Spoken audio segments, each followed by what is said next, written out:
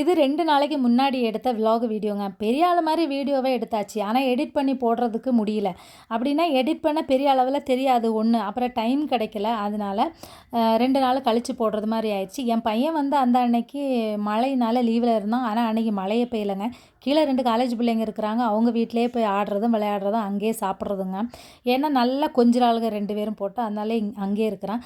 அந்த டைம் பார்த்தா இந்த ஹானு வீட்டுக்கு வந்துட்டான். அவன் தொறந்து வந்து அவன் பாட்டுல இந்த வாழைப்பழ தோல் எடுத்து சாப்பிட்டுட்டு இருக்கிறான். காலம டிஃபனுக்கு வந்து நேந்திரம்பழம் வேக வச்சிருந்தானா, அப்போ அந்த தோல் நல்லா வெந்திருக்கிறனால அவனு சாப்பிட நல்லாயிருக்கும் போல் பசியாக வந்திருப்பான்னு நினைக்கிறேன். என் பையன் அதுக்கிடையில் ஒரு செவ்வாழைப்பழம் கொடுத்தான்.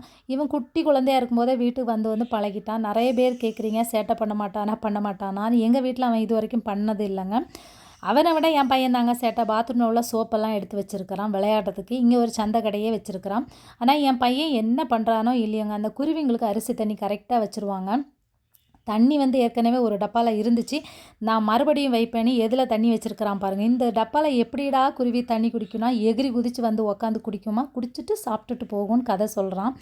அதுக்கப்புறமா கிச்சன் க்ளீன் பண்ணலான்னு வந்து வீடியோ வச்சேங்க. இவன் பார்த்தா வீடியோவில் என்ன தெரியலேன்னு ஒரே பிரச்சனை. அவனை தூக்கி காமிச்சாச்சு. அவனுக்கு ஒரே சந்தோஷங்க.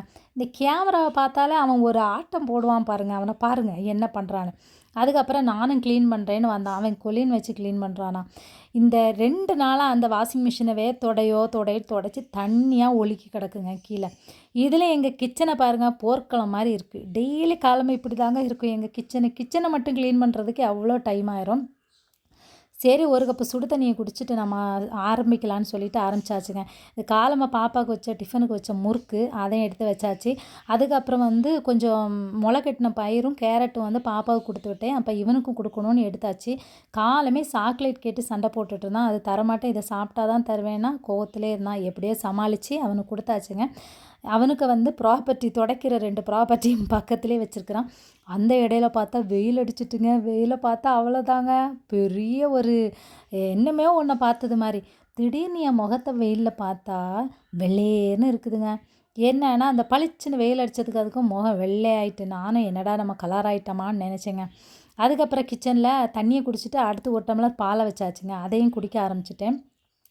இந்த மிக்சிக்கு எப்போவுமே ஒரு துணி போட்டு மூடி வைப்பேன். அது கொஞ்சம் அழுக்காக தான் இருக்குது. அதுக்கப்புறமா பாட்டை போட்டு வச்சுட்டே நம்ம வேலையை பார்க்கலான்னா, பாட்டை போட்டு கிச்சனில் வச்சா என் பையன் இங்கே ஹாலில் வைங்கம்மான்னு சொல்லிட்டான். அதனால் நாங்கள் கொண்டு ஹாலில் வச்சாச்சு ஸ்பீக்கரை. அவன் வந்து பஸ் ஓட்டிகிட்ருக்கிறான். இனி அந்த பஸ்ஸில் தான் அவனை ஸ்கூலுக்கு அனுப்பணும்னு நினைக்கிறேங்க.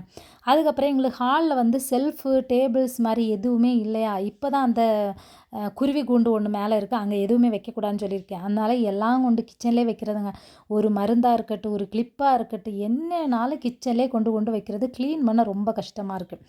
அதுக்கப்புறமா வந்து கிச்சன் வந்து ஒரு பிரம்மாண்டமாக ஒரு செட்டப்பெல்லாம் நான் வைக்கவே இல்லைங்க. நமக்கு வந்து சிம்பிளாக என்ன சொல்கிறது, ஒரு பொருள் வச்சா போதும். டெக்கரேஷனுக்கு ரொம்ப அதை இதேன்னு வச்சோன்னா எடுத்து க்ளீன் பண்ணுறதுக்கு பெரிய கஷ்டமாக போயிடும். அதனால ஒரு 2 தேங்காய் இருந்துச்சு, அது இது எல்லாமே எடுத்து வச்சாச்சு. இது வந்து ரேஷன் கடையிலேருந்து கிடச்ச எண்ணெய், அது கொஞ்சோண்டு இருக்குது, அதை வலிச்சு எடுக்கணும்னு வச்சுருக்கிறேன்.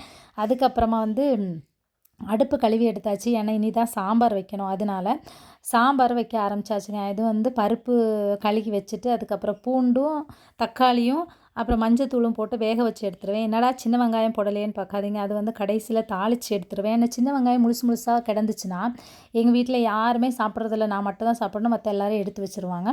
அதுக்கப்புறம் சாம்பார் தூள் போட்டுட்டு பருப்பு வெந்தோடனே சாம்பார் தூள் போட்டுட்டு கொஞ்சம் காய் தான் இருந்துச்சு. இருந்த காயெல்லாம் வெட்டி போட்டு ஒரு சாம்பாரை வச்சிடலான்னு சொல்லிட்டு வச்சாச்சுங்க. வச்சுட்டு பார்த்தா காய் இது எல்லாமே நல்லா வெந்துருச்சு. இதுக்கப்புறம் தான் நான் தாளிப்பேன். சிம்பிளாக செய்யணுன்னா நம்ம சும்மா ஒரு சின்ன கரண்டியிலே தாளித்து கொட்டினா போதும். நான் வந்து சின்ன வெங்காயம் போடலைல, அதனால இதில் போட்டால் நல்லாயிருக்கும் அப்படின்னு சொல்லிட்டு கடுகு, கருவேப்பிலை, அதுக்கப்புறம் சின்ன வெங்காயம், அப்புறம் பூண்டு கொஞ்சம் தட்டி வச்சுருக்கேன். கொஞ்சம் ஜீரகமும் போட்டுருங்க. அப்போ நல்லா சூப்பராக இருக்கும். அந்த ஜீரகம் நல்லா வாசனையாக இருக்கும். அதுக்கப்புறம் பாதி வெங்காயம் வெந்ததுக்கப்புறமா கொஞ்சம் பெருங்காயத்தூள் போட்டுட்டு அப்புறமா இந்த குழம்பு அப்படியே எடுத்து ஊற்றினோன்னா அப்படி கலர்ஃபுல்லாக சூப்பராக இருக்குங்க. கடைசி வாசனைக்காக கொஞ்சமாக மல்லி இலையம் போட்டோன்னா செம்ம டேஸ்ட்டாக இருக்கும். இன்றைக்கி வந்து சுட சுட சோறு இல்லைங்க. ஏன்னா காலமே வச்சதுனால கொஞ்சம் ஆறிதான் இருக்குது. சாம்பார் சூடாக இருந்ததுனால இதை வச்சே சாப்பிட்றலாம் அப்படின்னு எடுத்தாச்சு. அதுக்கப்புறமா வந்து பீர்க்கங்காய் முட்டை போட்டு பொரியல் பண்ணினேன். அதையும் எடுத்துகிட்டு மோர் மிளகாவும் எடுத்துட்டேன். அப்புறம் நானும் என் பையனை சாப்பிட்லான்னு வந்தாச்சு. ஒரே தட்டில் தான் எடுத்துகிட்டு வந்துடுவேங்க. அவனுக்கும் ஊட்டி விட்டுருவேன். சாப்பிட்டு முடிச்சுட்டு பார்த்தா 7:30 ரெடி பண்ணுறதுக்கு அவளுக்குள்ள கலர்ஸ் எல்லாத்தையும் எடுத்து அடிச்சுட்டு கிடக்குறாங்க புக்கில். என்ன பண்ணுறதுங்க.